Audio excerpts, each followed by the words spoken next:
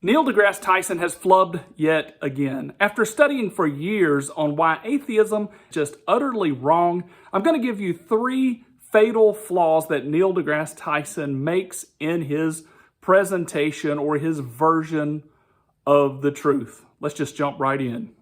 How much do you think we know, and how much do you think we don't know about? That's a great question, and I can actually quantify that answer. So, did you hear that? That was complete arrogance. The only right answer to saying, can you quantify what you don't know, is, I don't know. That is the only correct answer.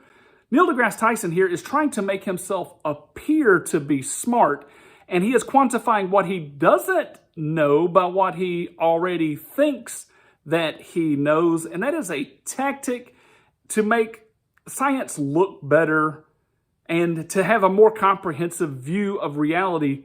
But this isn't even where things go bad yet. Just listen to this.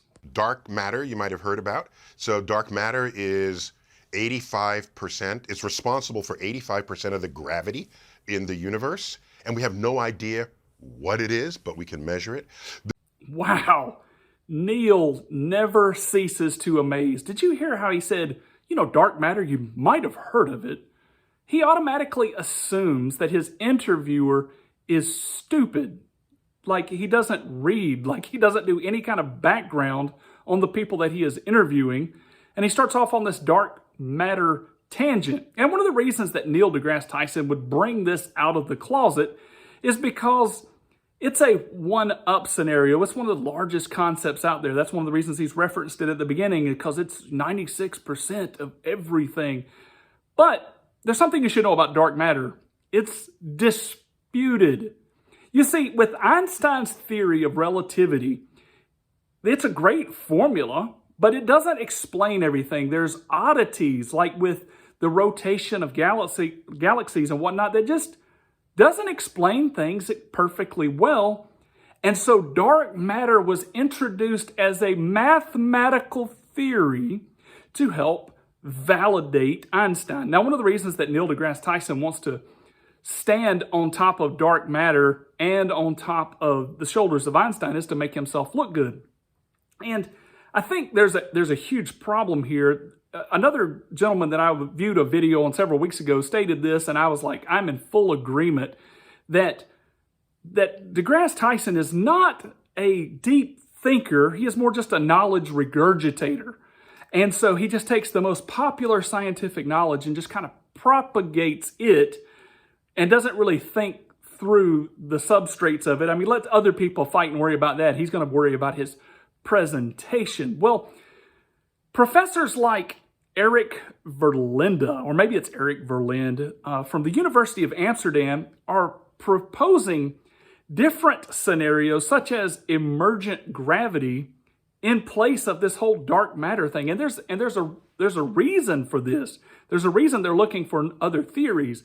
Like, if you've got a theory, great, but science is supposed to test until they find something. And so the Dama Libra project, they claimed that they were receiving, some frequencies or had some proof of dark matter. But since then, the Anais project is like, we can't confirm that at all. We can't replicate this at all. We are using the data that you are giving to us, and we can't reproduce it in the same fashion. We not even reproduce in the same fashion. We can't find traces of what you're talking about. Further, more fine-tuned, more sensitive projects like Cosine 100, Super CDMS, Xenon, Edelweiss, I'm sorry, I'm not German, Lux, etc. These more fine-tuned studies can't find any evidence whatsoever of dark matter, but you got people that step up and they want to spout off this information because it makes them look smart. In actuality, all it is a mathematical theory that's actually in dispute. Now, if we don't have any proof of it, atheists and agnostics would give religious people fits, like, you don't have proof of that. Well, no, we just got written word, and like, well, we've got proof of this, and then they don't, and then what do you have? Well, we've got mathematical formula. is somebody playing biased with this scenario? And we're saying, well, you should trust people that are telling you that they're filled with the Holy Spirit. Like, no, we shouldn't trust. But should we just trust mathematical scientists that give us alternative options to think about, even when we can't find evidence of it? Sounds a lot like a religion to me when you really boil it down. But let's jump into something else that Neil says. And then you add up all of these sort of what these forces are doing in the universe. It's 96% of what's driving the universe.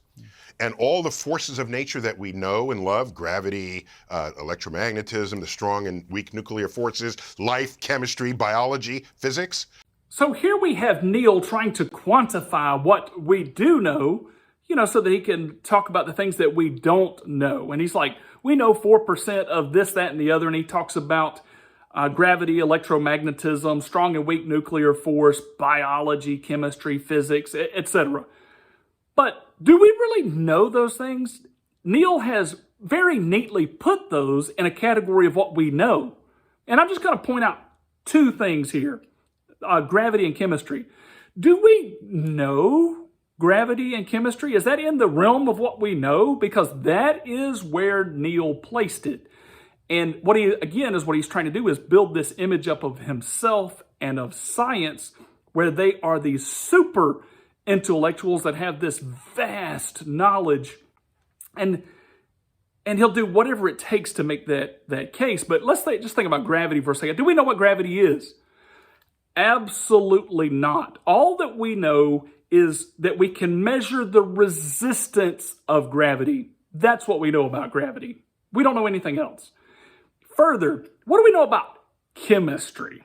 Like, I just thought about that. Like, out of the 118 elements, when he was talking about this, I was like, what do we know about chemistry? Because I remember in my math classes and in my chemistry classes, I was like, this stuff is vastly complicated. So I was just like, oh, mathematically, I wonder if anybody has ever postulated how much we actually know. And I ran across this article in The Conversation by Matthew Adicote. And he said, we know about 1% of the chemistry compounds. Now contrast that with what Neil just said. Neil made it lump sum like we understand chemistry. We know chemistry. We know 1% of chemistry.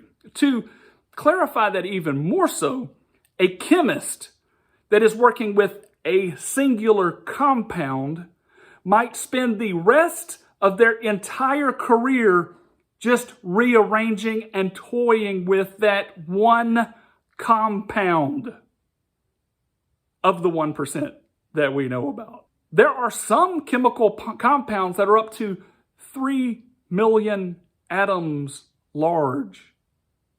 What? And they already tell you, we don't even know what this is doing or what it does. It's like when you get over into medicine, some of these compounds are huge that they are tinkering with and working on, and they have built a solid foundation up to this point, but then all of a sudden they're at a wall, because can you imagine trying to adjust 3 million different possibilities? But see, Neil doesn't mention all this that we don't know about chemistry or gravity, because that would make scientists look kind of small.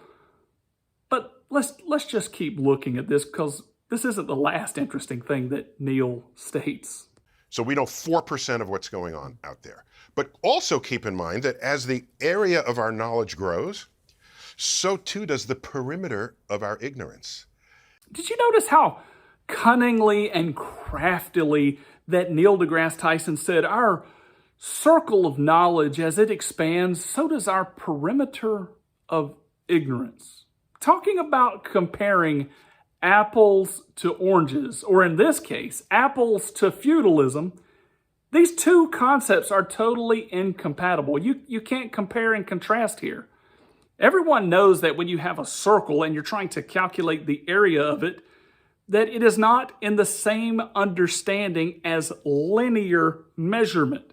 But the reason he did this was because this is visually large, and the linear idea is microscopic, basically pointing to the fact that Scientists know a whole lot, and what we don't know is just a little bit that we don't know or understand. But actually what Neil deGrasse Tyson should have said was, as our circle of knowledge grows, more so does our circle of ignorance. And if we continued down this path, we should see that knowledge, as it grows, the circle of ignorance grows even farther. And to continue doing things in this fashion doesn't make scientists look knowledgeable, but rather smaller, like we don't have a grasp of everything in the universe that's going on. It almost makes it appear like something beyond us is actually going on. This, in fact, this understanding, this knowledge here that ignorance grows as our knowledge base grows, I believe is a total refuting of atheism and agnosticism. Let me explain. So Neil deGrasse Tyson, when he is truly pressed in a corner, he will not claim to be an atheist. And the reason for that is simple, is you can't prove yourself an atheist. It is a non-defensible position. And so most knowledgeable atheists eventually become agnostics. And so when pressed on the topic, they do usually say, well, there's a slight chance, a really small chance that God exists somewhere, or a God exists. Okay. If you really press me in the corner, I have to give that away. Now here is where the problem begins. At that current statement of reality, they are saying in their mind that they know there is a possibility or chance that God exists.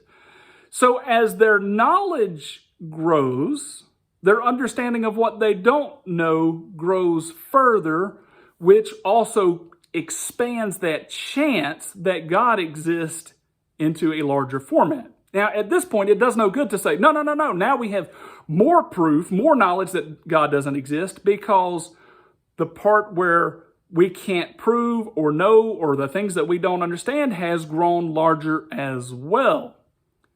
So for the agnostic that continues down this path of knowledge and learning and growing, as their field of ignorance expands, they're eventually going to reach a point where the chance that God exists is actually larger than the knowledge that they possess. And if you continue to going, you would say that the chance that God exists is actually larger than all of the knowledge of mankind. Think it through. So for more information like this, please like, subscribe, share, comment. I need your help to get the truth out to as many people as possible, that just because someone is throwing out big words and big concepts does not mean they actually have a grasp upon reality. And as you know, atheists and agnostics need the truth of Jesus Christ.